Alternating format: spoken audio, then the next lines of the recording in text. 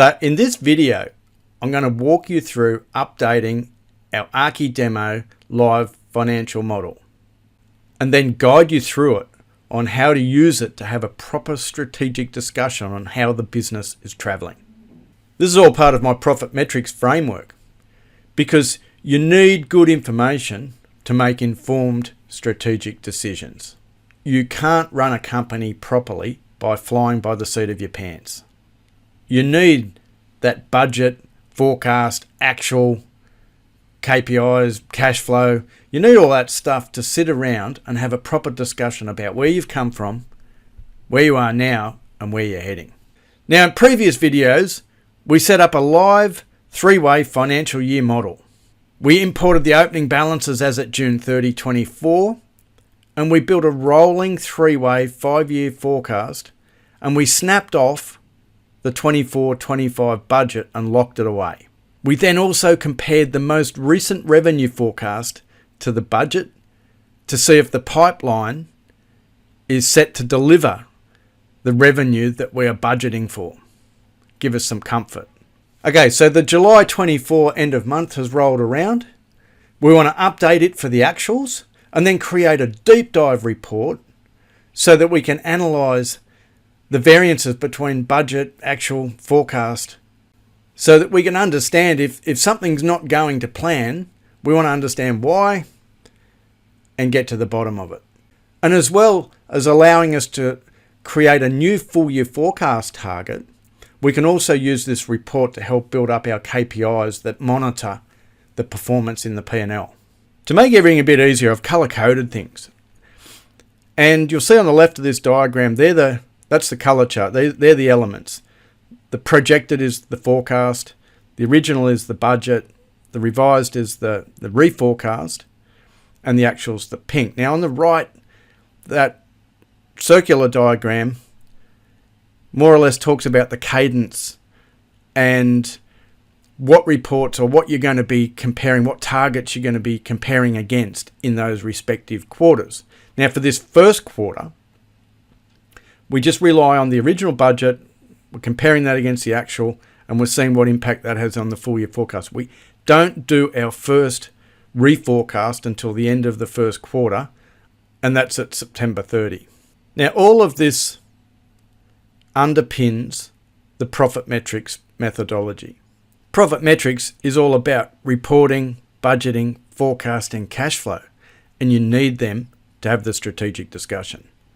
There's been a few things changed at Archi-Demo since we sat down to do the budget. And that's quite common. That always happens. But what's particularly happened here is that we've issued a few credit cards to the directors instead of using their own. Our software licensing renewals come up and we've decided to take some funding for that. It's 58 grand.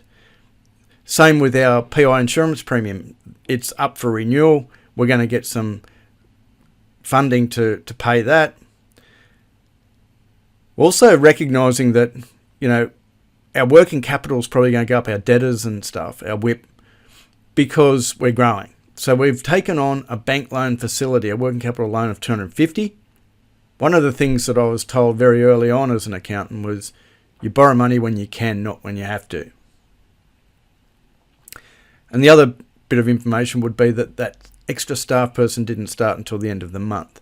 So knowing that going in to do the analysis helps us understand things a bit better. Now we probably want to start by looking at the current month results. So we can see here revenue was a little bit below 7 grand, but also so were our direct costs. They were 21 grand lower. So that was tied up with the staff person that hadn't started. We've got line by line variances here for all of the overheads. We could go through them bit by bit. I'm not going to do that in this video. And we can see here that we've actually made a little bit more money than we thought. The next thing we want to do is go and have a quick look and say, well, what's happening with the full year then? So if we're 7 grand down. Now, unless we reforecast to catch that up in the ensuing months, we'll finish up that 7 grand. So if we just do the budget numbers for the rest of the 11 months, that's where we will finish up. Now, we're not going to do a reforecast right now, but it's worth sort of asking yourself these questions and saying, well, if we're $7,000 behind after 1 month, is that a trend? Are we going to continue to be $7,000 a month below? Are we going to catch it up? The original budget, we've got the detail of that there month by month. And we've got our full year forecast, which is made up of the July actual. That's replaced the original budget figure that was there. For the first quarter, we're just going to be using those numbers, as I said earlier. We're not going to do that reforecast till the end of September. But from the end of September onwards, the projected numbers here will become the reforecasted numbers. So they'll become the purple numbers in the color-coded chart. We've also got a revised balance sheet, and you can see here that we've got extra loan things feeding in, and we're able to use that to build cash flow report, mapping out all of the things, wages, loan, repayments, everything. We've started the year with 1.5 in the bank, and we've finished up with 2 there, which means that most of that profit that we've made has come in as stayed in the bank account.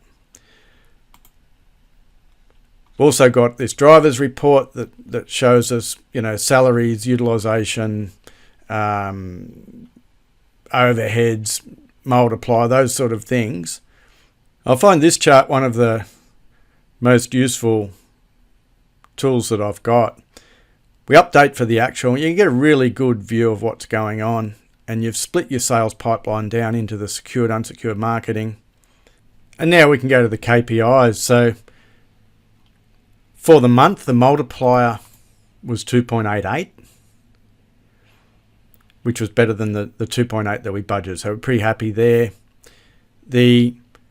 We'll just go across the top. The overhead rate was 1.88, which was bang on what we'd budgeted as well. It's probably a little high, 1.88.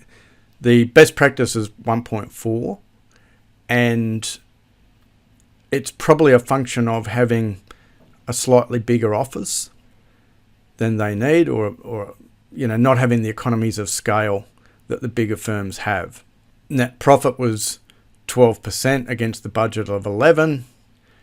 The staff FTE, you can see, was 19 versus 20, down a little bit. The debtor days were 24.9.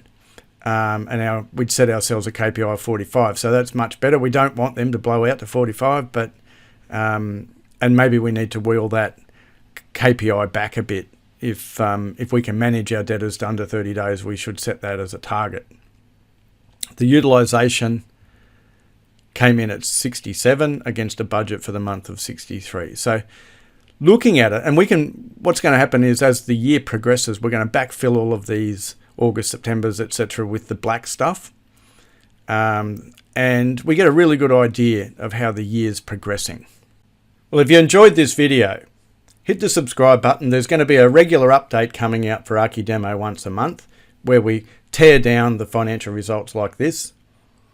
And if you'd like any more information, jump on our website, www.custodianbackoffice.com. There's plenty of free resources there that'll get you started towards better financial management of your architecture firm. I'm David Dillon from Custodian Back Office. I'd love to help you squeeze a bit more performance out of your architecture practice. Thanks very much for watching.